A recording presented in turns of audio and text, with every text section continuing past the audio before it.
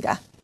대외적인 변수들 역시 심도 깊게 분석부터 해보겠는데요. 오늘 이 시간 우리투자증권 머그클럽의 홍성배 연구원 나오셨습니다. 안녕하세요. 네, 안녕하세요. 네, 첫 번째 키워드 화면으로 먼저 바로 알아보겠습니다.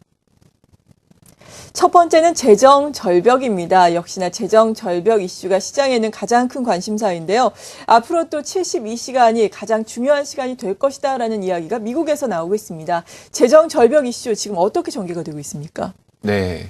우선 재정 절벽 이슈가 시장에 계속 큰 영향을 많이 미치고 있습니다. 아직도 이제 여당과 야당 간의 입장 차이는 계속 있는 것으로 파악이 되고 있습니다. 하지만 이제 오바마 대통령의 이제 공화당 압박 카드는 점점 이제 효과를 발휘하고 있다라고 보여지는데요.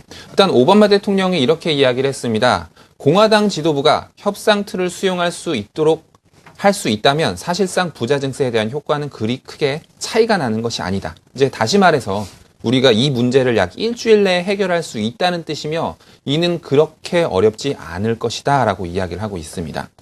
일단 민주당 입장은 이렇게 파악이 됩니다. 부자 증세를 위해서라면 재정 절벽도 이제 불사하겠다라는 그런 강경한 입장인데요. 이에 대해서 이제 공화당 측은 이제 좀 당혹스러운 모습들을 보이고 있다라고 이야기 드릴 수 있을 것 같아요.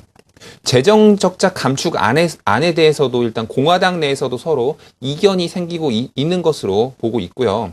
그리고 여론도 이제 민주당 쪽에 유리하게 작용하고 있는 것으로 보입니다. 이제 민주당의 강경한 전략으로 인해서 협상 타결이 잘 될 것 같아 보이긴 합니다. 하지만 이제 그 결과에 대한 성급한 예단은 그물이라고 생각이 되고 있습니다. 네, 그렇죠. 일단은 그래도 좀 타결이 되지 않겠느냐라는 기대감이 형성이 되고 있지만 뭐든 뚜껑은 열어봐야 아는 거니까요. 예단을 하지 말고 우리가 시장 상황을 지켜봐야 되겠습니다. 계속해서 두 번째 키워드 알아봅니다. 키워드 공감 두 번째는 미국의 경기입니다. 지금 계속해서 재정 절벽 이슈에 따라서 시장이 오르내림을 반복하고 있지만 그래도 발표되는 미국의 경제 지표를 보자면은 호전을 보이고 있는 것 같아요. 어떻게 분석하세요? 네. 우선 ISM 어저께 비제조업 지수가 발표가 됐습니다. 그 전달엔 54.7이 나왔는데요. 이제 전달에 54.2가 나왔습니다. 근데 시장 예상치가 53.5가 나왔습니다. 그러니까 실제로 서프라이즈가 나왔다라고 이야기 드릴 수 있을 것 같고요.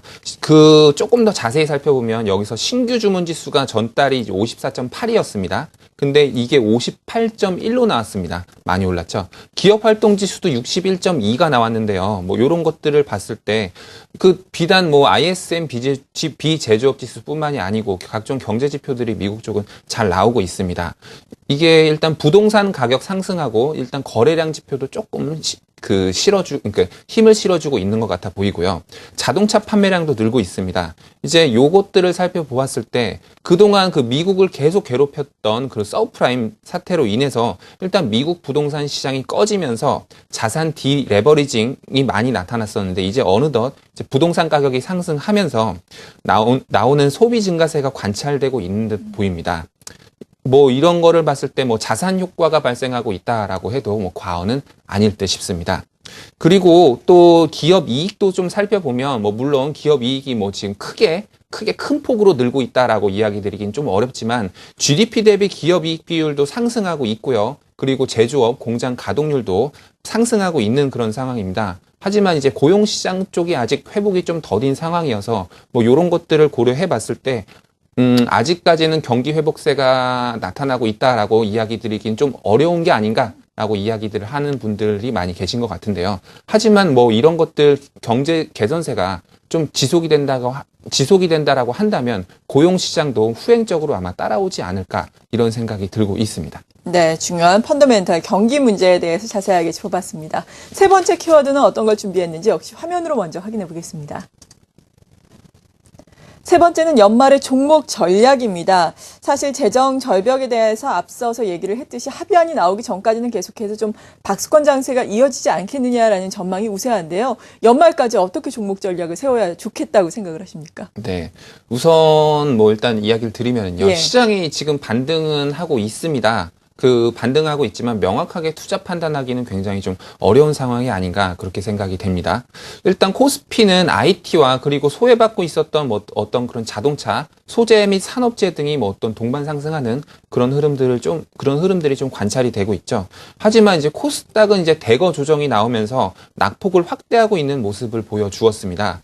주식 시장에 어떤 새로운 자금이 들어오지 못하는 그런 상황에서 특정 업종이나 종목이 오르면 다른 종목이나 업종이 따라 오르는 것이 아니고 하나 오르면 이제 하나 빠지는 현상이 지속이 되고 있는데요. 이런 현상이 지금 나올 수밖에 없다라고 생각이 들고요.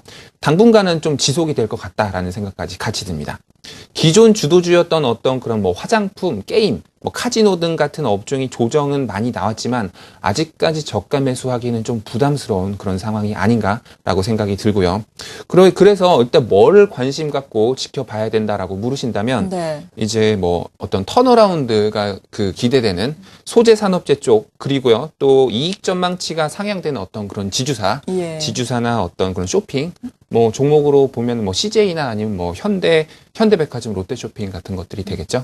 그리고 새로운 성장 모멘텀을 확보하고 있는 이제 스마트폰 관련주 이제 뭐 보시면 뭐 케이스 쪽에는 뭐 신양, 뭐 인탑스, 모베이스, 뭐 이렌텍 뭐 이런 것들이 있고요. 그 카메라 모듈 뭐 그런 것들도 있습니다. 그리고 이제 요런 부품들 중에서도 일단 내년에는 아마도 베트남 쪽에 공장을 가지고 있는 그런 부품 업체들과 그렇지 못한 업체들의 어떤 그런 전망치가 좀 많이 달라질 것으로 보고 있습니다. 그래서 뭐 베트남 쪽에 공장 가지고 있는 것들이 뭐 파트론, 인탑스, 플렉스컴, 모베이스 등 같은 것들이 있는데요. 뭐 인탑스 같은 경우는 일단 많이 크기는 지금 상황에선 조금 어렵지 않을까 그런 생각이 들어서 뭐 요새는 뭐 이렌텍 같은 것들도 좀 관심 있게 지켜보고 있습니다. 그리고 또 4분기부터는 어떤 그런 실적 개선세가 나타날 것으로 기대되는 어떤 그런 반도체 후공정, 패키징 쪽이죠. 뭐 STS 반도체, 뭐 하나마이크론, 시그네틱스 뭐 이런 것들 좀 관심 갖고 지켜보자라고 이렇게 이야기를 드리고 싶습니다. 그러니까 이런 업종들이 뭐 투자자 관점에서 봤을 때 어떤 그런 성장할 수 있는 아니면 어떤 그런 턴어라운드 할 수 있는 이제 그림이 그려지기 때문에 네. 그 투자자들의 입장에서는 뭐 매수하기에는 조금 부담이 덜한 그런 업종들 혹은 종목들이 아닌가 그렇게 생각하고 있습니다. 네, 그렇군요. 우리투자증권 머그클럽의 홍성배 연구원과 함께 대외적인 변수 그리고 이에 따른 투자 전략까지 자세하게 짜봤습니다. 감사합니다.